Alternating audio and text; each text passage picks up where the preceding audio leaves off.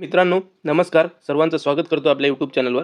तर मित्रांनो, आज आपण बघणार आहोत व्याकरणामध्ये शब्दांचा प्रवास कसा आहे. लिंग, वचन, सामान्य रूप आणि विभक्ती या सगळ्या गोष्टी आपण बघत आहोत मित्रांनो. मूळ शब्दापासून ते वाक्यातील पदांपर्यंत आपण सगळ्या गोष्टी बघणार आहोत.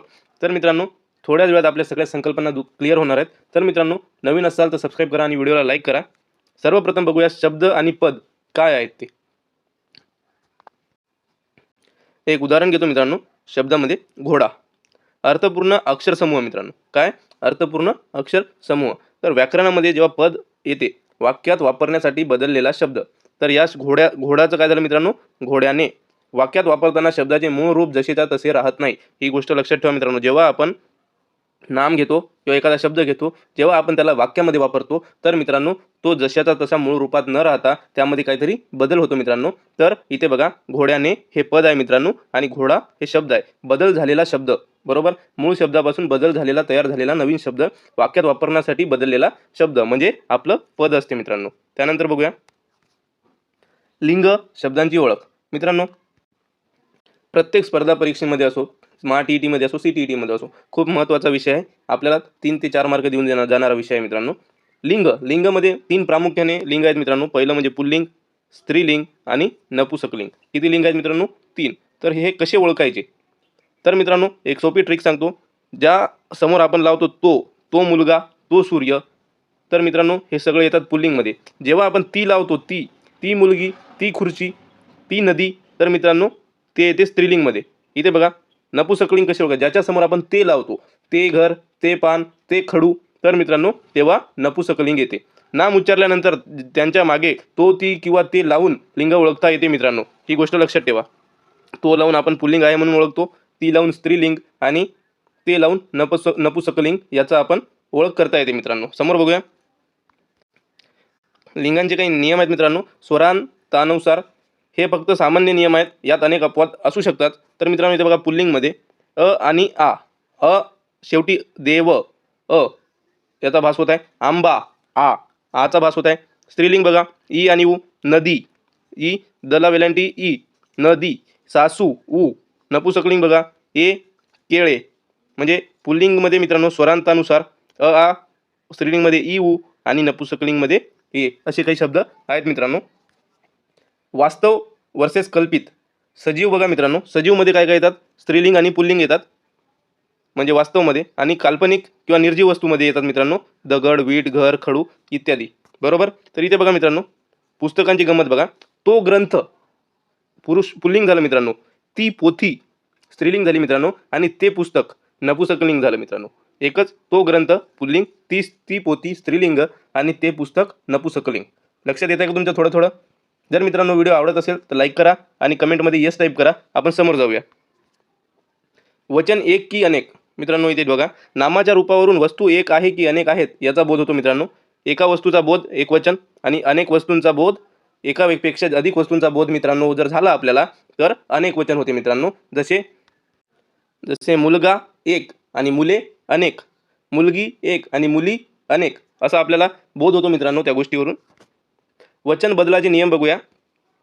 पुल्लिंग अधिक शेवटी आ जर असेल मित्रांनो, जसं की रस्ता, पुल्लिंग अधिक शेवटी आ असेल, रस्ता, तो रस्ता, पुल्लिंग आहे मित्रांनो, तो रस्ता, तर तिथे त्याला ए लागून त्याचा रस्ते होते मित्रांनो.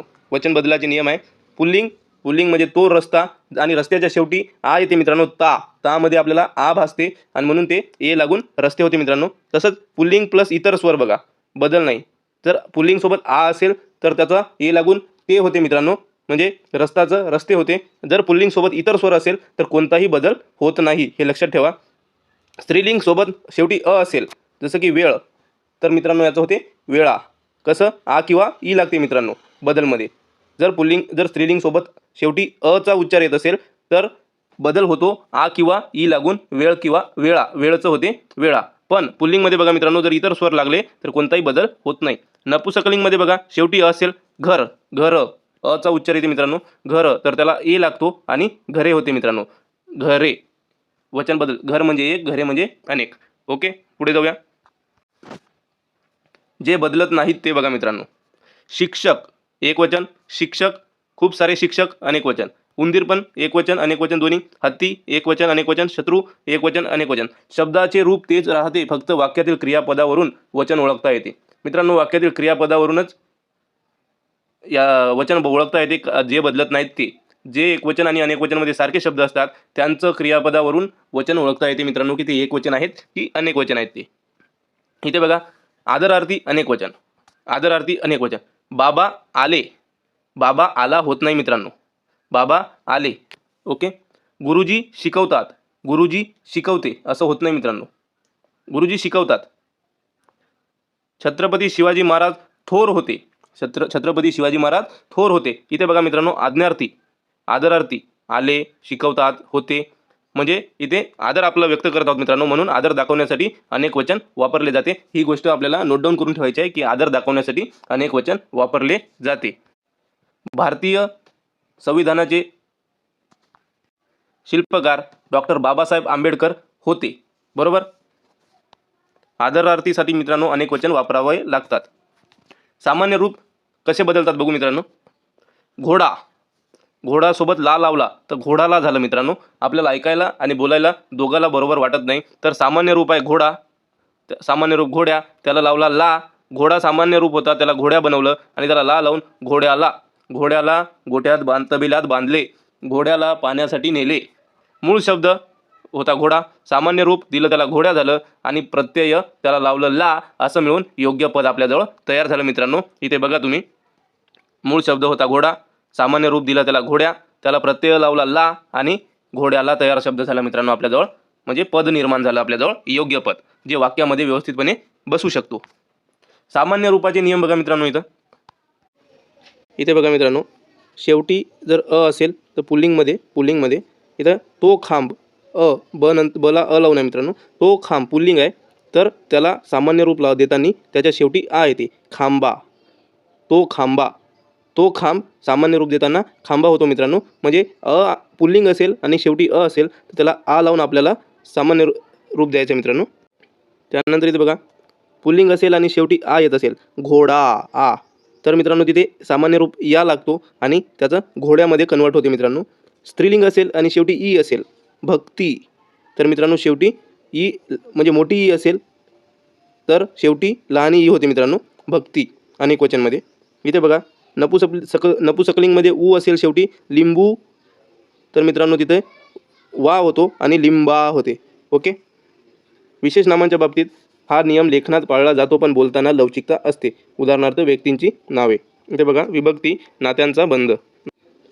विभक्ती म्हणजे मित्रांनो नाम आणि क्रियापद यांच्यातील संबंध दर्शवणारा घटक. नाम म्हणजे सामान्य रूप, इथे बघा नामाचं सामान्य रूप दिलेलं आहे, ते क्रियापद, आणि विभक्ती या दोघांमधील संबंध दर्शवते मित्रांनो. कसं ते बघूया. प्रत्यय शब्दाला जोडलेले अक्षर.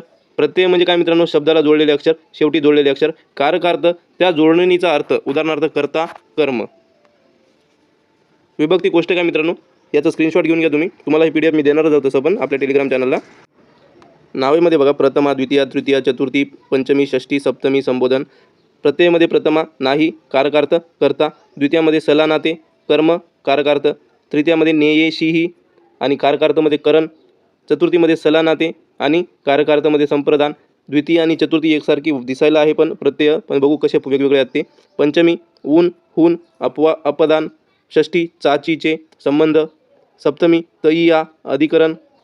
संबोधन नो हाक मारणे. इथे बघा, द्वितीया की चतुर्थी कसे ओळखायचे. जर मित्रांनो वाक्यात दान किंवा देण्याची क्रिया असेल तर ती चतुर्थी असते मित्रांनो, नाहीतर ती द्वितीय असते.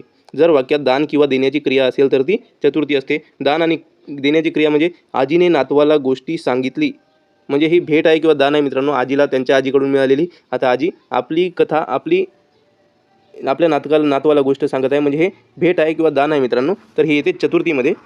दान किंवा भेट देण्याची क्रिया असेल मित्रांनो तर ती चतुर्थीमध्ये येणार. पण इथे जर प्रत्यक्ष कर्म असेल, रामाने रावणाला मारले, हे प्रत्यक्ष कर्म आहे मित्रांनो, रामाने केलेले प्रत्यक्ष कर्म आहेत, तर मित्रांनो हे येते द्वितीयामध्ये. ओके. प्रत्यय समान, सला नाते, फरक कसा ओळखायचा. इथे बघा मित्रांनो, दान भेट असेल तर चतुर्थी आणि प्रत्यक्ष कर्म असेल तर मित्रांनो आपलं द्वितीया. साधन वर्सेस दुरावा. इथे बघा मित्रांनो, तृतीया करण साधन करण साधन, त्याने चाकूने सफरचंद कापले, त्याने चाकूने सफरचंद कापले. सफिक्स इथे ने आहे मित्रांनो, प्रत्यय इथे ने लावलेला आहे. तर ने बघा, ने प्रत्यय कशामध्ये आहे, इथे बघा तृतीयामध्ये आहे ने प्रत्यय, बरोबर. म्हणून मित्रांनो तृतीयामध्ये त्याने चाकूने सफरचंद कापले, सफिक्स ने आहे म्हणून ही आली तृतीया मित्रांनो. पंचमी बघा, अपादान दुरावा, मी गावाहून आलो, सफिक्स बघा मित्रांनो, प्रत्यय बघा पंचमीमध्ये बघा हून, हून पंचमीमध्ये येते मित्रांनो, म्हणून ही झाली पंचमी मित्रांनो. इथे बघा मालकी आणि जागा, षष्ठी, षष्ठी बघा मित्रांनो, मालकी आणि जागा, राम आणि घर, हे रामाचे घर आहे, चाचीचे षष्ठीमध्ये येते मित्रांनो. आणि सप्तमी बघा अधिकरण, पाणी मासा, मासा पाण्यात राहतो, तई आ, पाण्यात तई आ, हे सप्तमीमध्ये मित्रांनो. हा टेबल आपल्याला पाठच करायचा आहे, त्याशिवाय आपल्याला विभक्ती ओळखता येणार नाही मित्रांनो. इथे बघा संपूर्ण प्रवास, एक उदाहरण घेऊ. आयडेंटिटी लिंग, इथे बघा मित्रांनो जेंडर वाघ, क्वांटिटी वचनमध्ये बघा मित्रांनो वाघच आहे, आणि मॉडिफिकेशन म्हणजे सामान्य रूपमध्ये बघा मित्रांनो वाघा होतो. पहिले आपल्याला दिलेला आहे लिंग, तो वाघ, पुल्लिंग, वचनमध्ये काहीच चेंज होत नाही.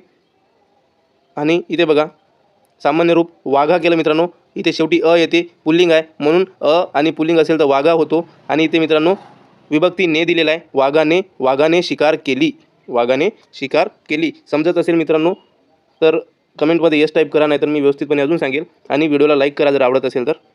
इथे बघा थोडक्यात सारांश, लिंगामध्ये मित्रांनो तो लावायचं पुल्लिंगसाठी, ती स्त्रीलिंगसाठी आणि ते नपुसकलिंगसाठी. वचनमध्ये आ असेल तर एने बदलतो मित्रांनो पुल्लिंगमध्ये, अ असेल तर आ आणि ईने बदलतो स्त्रीलिंगमध्ये, अ असेल तर एने बदलतो नपुसकलिंगमध्ये. विभक्ती आपल्याला दिलेला आहे प्रथमा, द्वितीया, तृतीया, चतुर्थी, पंचमी, षष्ठी, सप्तमी आणि संबोधन. व्याकरणाचा हा पाया पक्का करा मित्रांनो, आपले गुण कुठंच जाणार नाही. जर काही अडचण असेल तर कमेंटमध्ये नक्की विचारा, आणि व्हिडिओ आवडल्यास कमेंटमध्ये यस टाईप करून व्हिडिओला लाईक करा, चॅनलला सबस्क्राईब करा, आणि PDF तुम्हाला टेलिग्रामला मिळणार आहे. सोबत जोडून राहा. थँक्यू सो मच मित्रांनो.